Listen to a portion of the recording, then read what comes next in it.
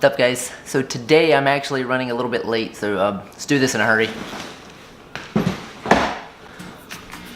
It's time for Love Valley.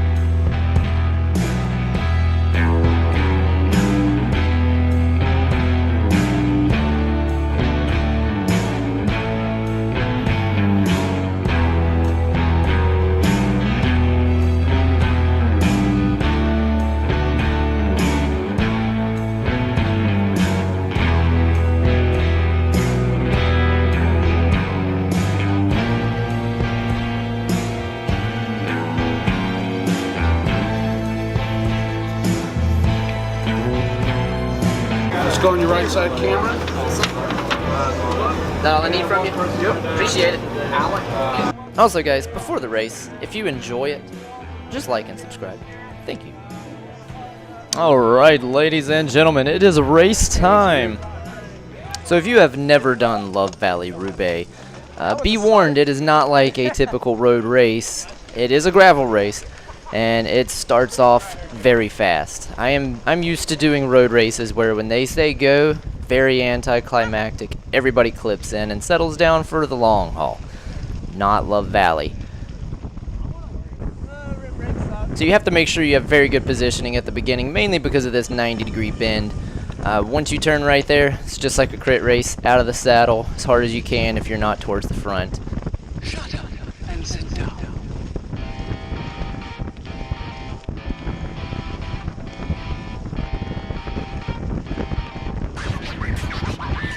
And I tried to make sure I was in the top 20 before Fox Mountain. My main goal, because I got screwed up the first time I did Love Valley, was to make it with the lead group over Fox Mountain.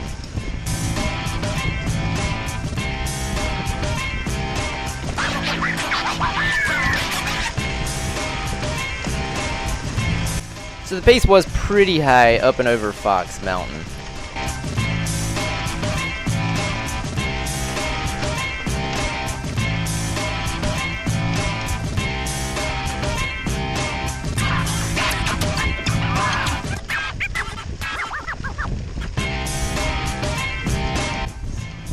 And right near the top, we lost contact.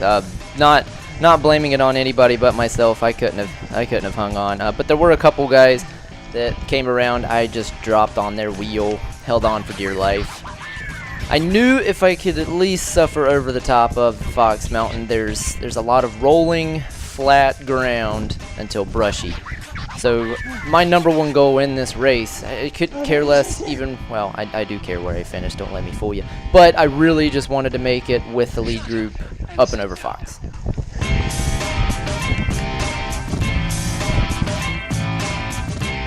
Which kind of happened. At this point, they were just right there. I figured if I railed the descents, that they might be slowing up a little bit. That maybe they went over Fox hard just so they could shell some people like me. I figured just to put in all my effort on the flats and the downhills, and it paid off. Shut up and sit down.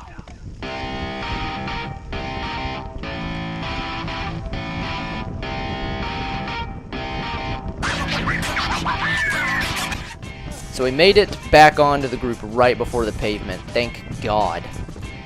As soon as we hit the pavement though, the pace went skyrocketing back through the roof. And I was back holding on for dear life. I think my heart rate didn't come down from 190 until I got dropped.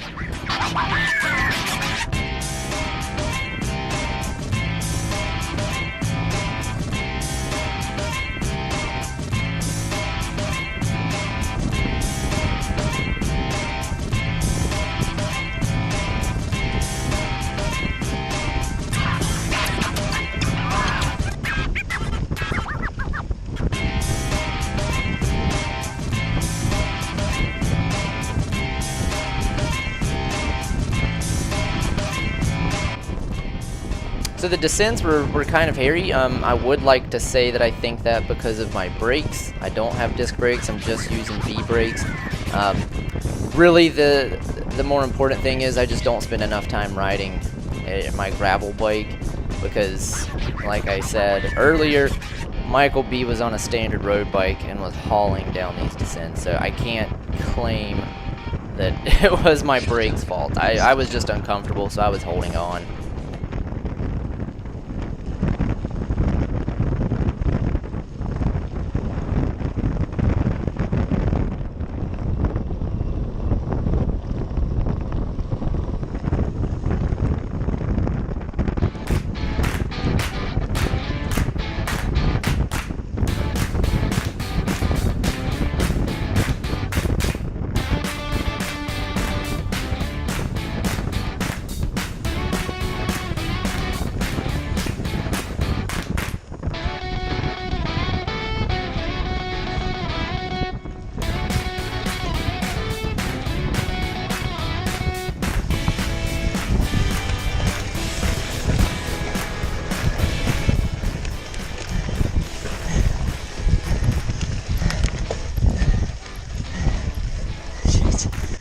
And right here, guys, this is when it hurt. I did really try. I always think after I get dropped I should have tried that extra 5% and maybe I could have hung on. But I don't know, my heart rate was so high from the beginning I don't think there was any chance. It was a little rise.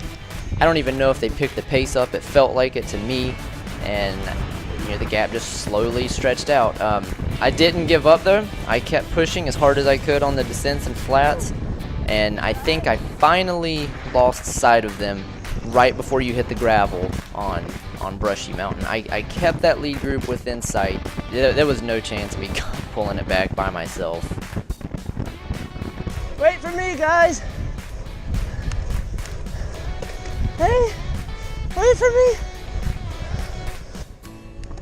So here is the start of the proper Brushy Mountain climb, as I would like to call it.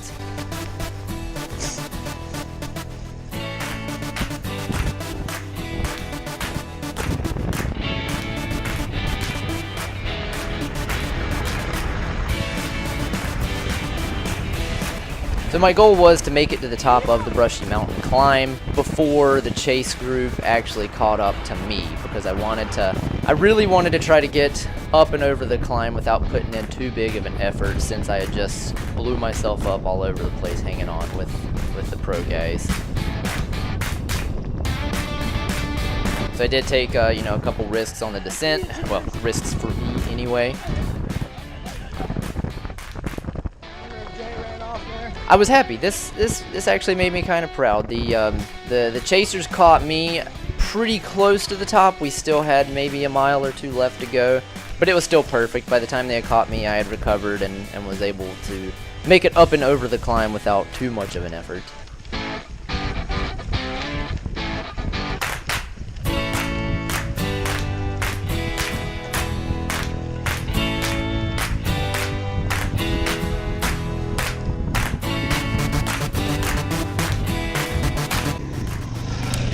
Pace bike.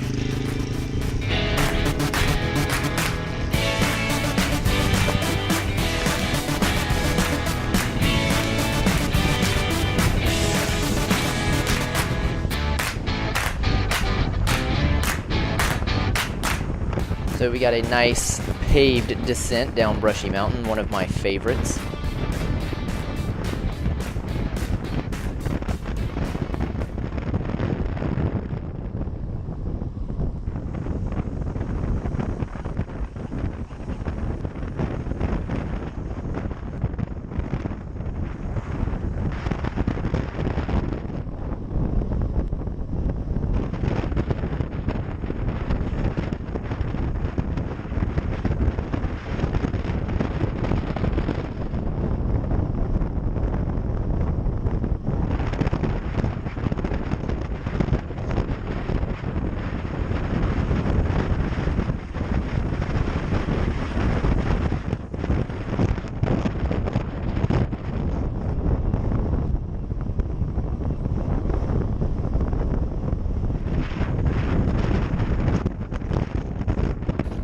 So there's not much to see in between there and Balls Mill. It's all just rolling roads. I basically tried to just recover as much as I could. So before Balls Mill, that's where I try to take on any nutrition I can, make sure I'm hydrated enough, because this climb, mentally, it kills me every time.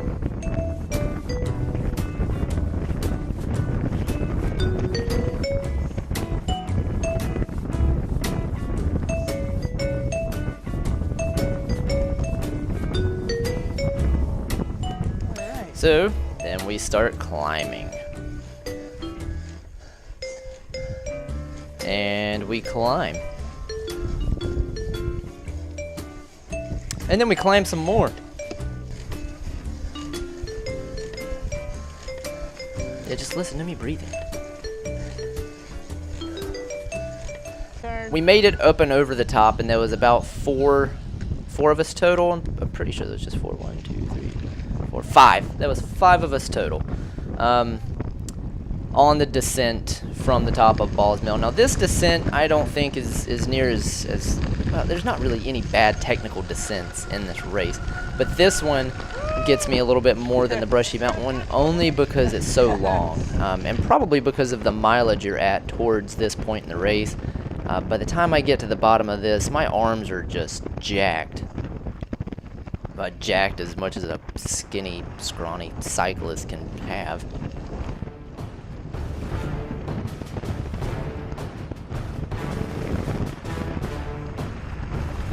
So it was actually my fault. 2 guys were in front.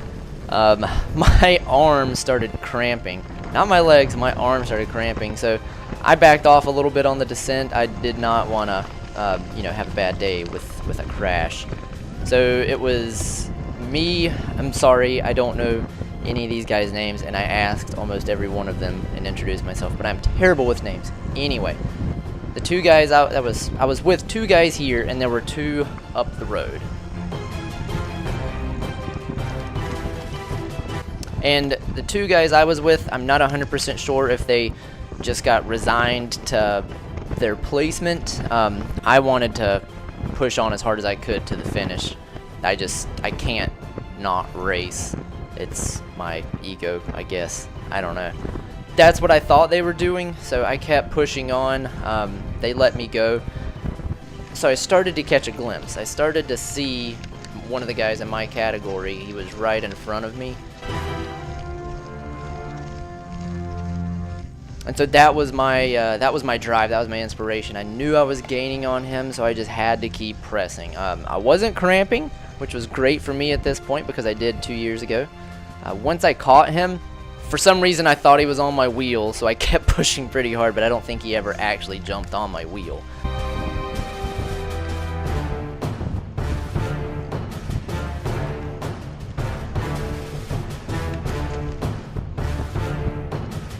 So I kept looking behind me. I kept thinking that I was seeing all 3 of them together.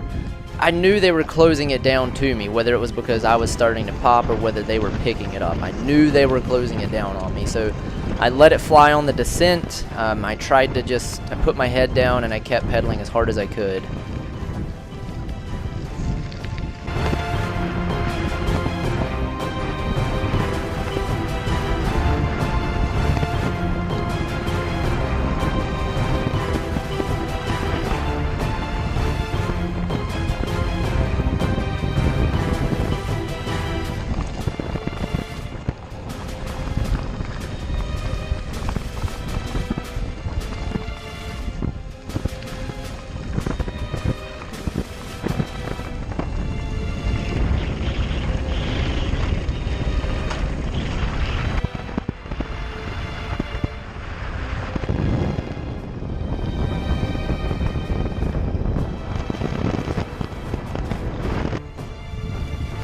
And after the descent, I turned around and they were even closer. I was really not wanting to race at this point. I just wanted to cruise in. I was hurting so bad. But I didn't want to give it up, so I put my head down. I kept trucking. And so once you turn left for the actual finish, it's an uphill. It doesn't look like it. But when you've got 2 to 3 guys chasing you, That uphill turns into a freaking climb, and it hurt.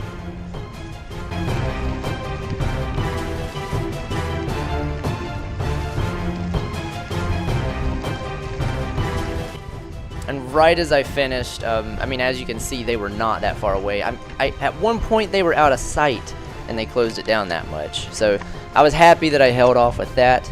At the end of the day, I was extremely happy with my results.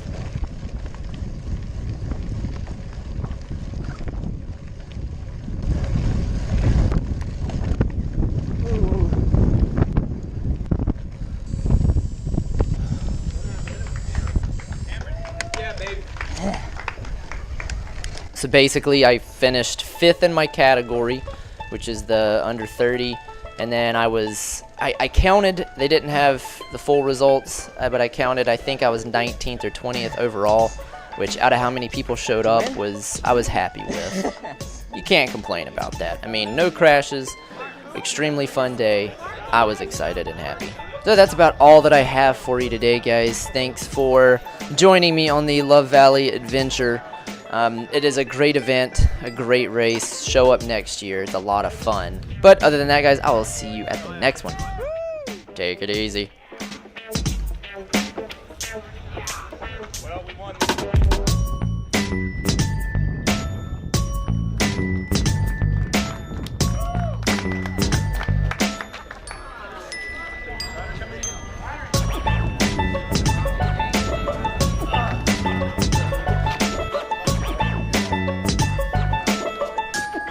All right, we have overall.